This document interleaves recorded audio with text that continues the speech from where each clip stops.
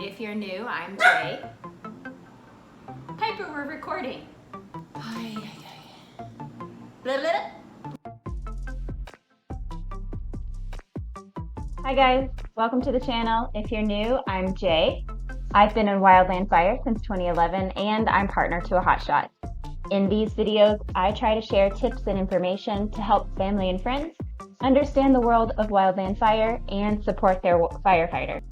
Here we go. So pumped, I'm over the moon.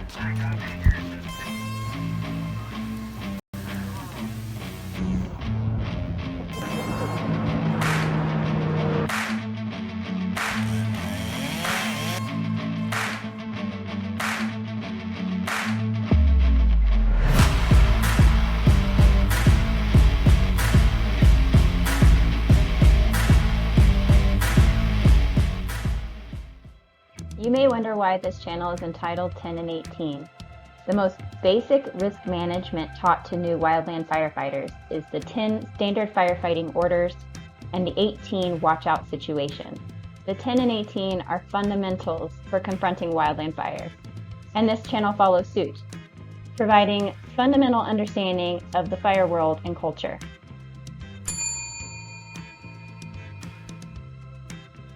Standard firefighting orders are the recipe for success. And what does success look like in this environment? Simple. Everyone comes home. There may be a dozen objectives listed for each incident response: protection of property or infrastructure, or management of landscape. But all of that is secondary to life of both firefighters and the public.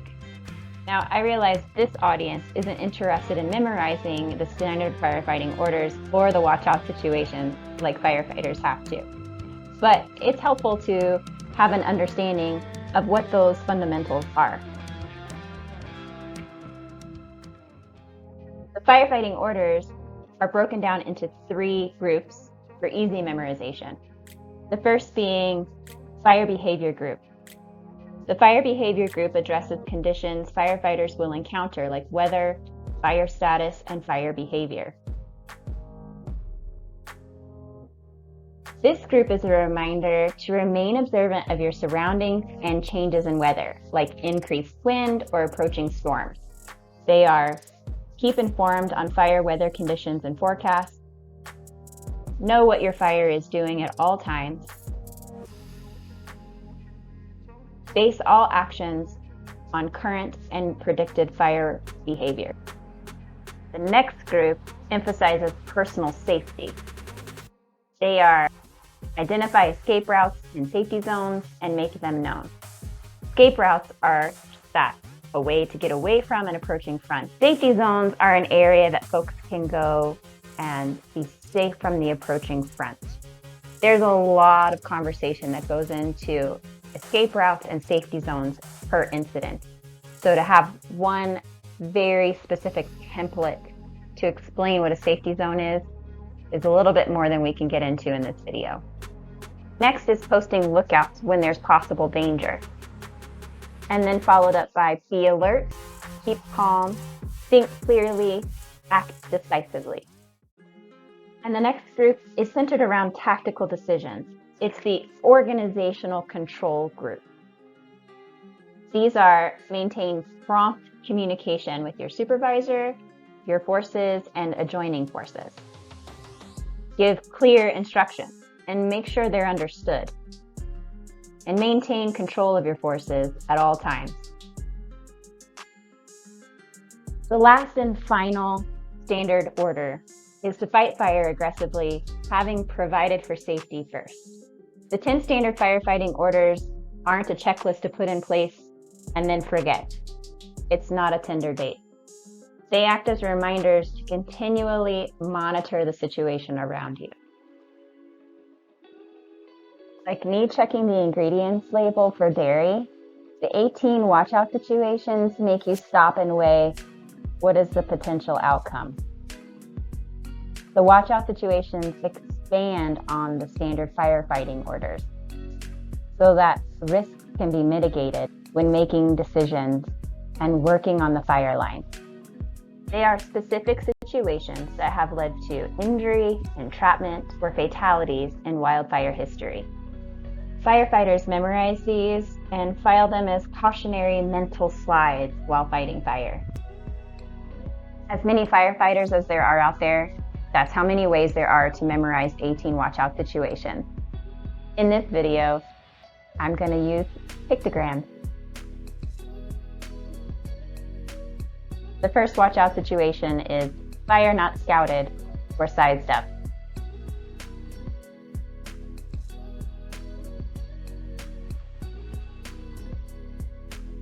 Two, in country not seen in daylight.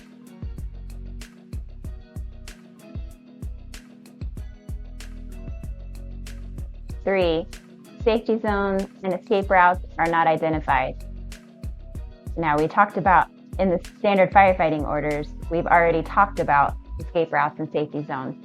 So you can tell that this is a very important mitigation to have in place.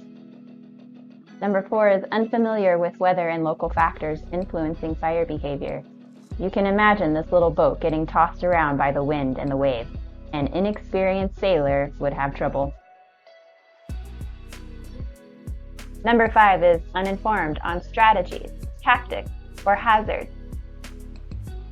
Now, strategy is the overall plan, and tactics are the individual steps.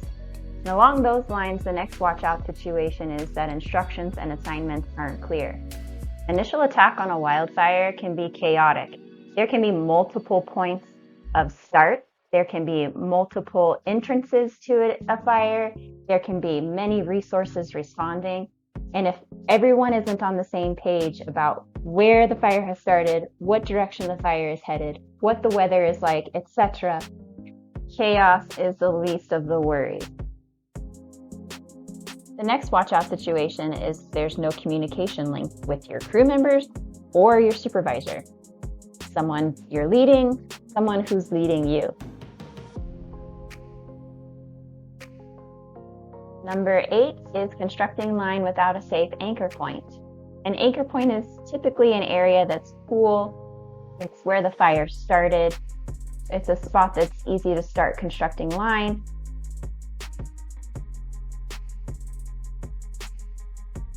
Continuing on, building fire line downhill with fire below is a watchout situation.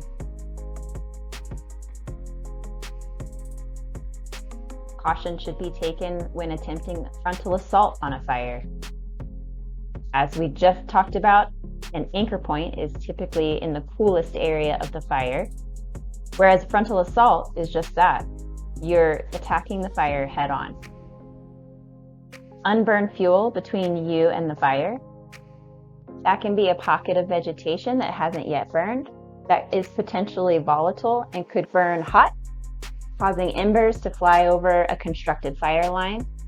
Or it could be that unburned fuel between the constructed fire line and the fire front. All of that unburned fuel has a potential to burn hotter than expected.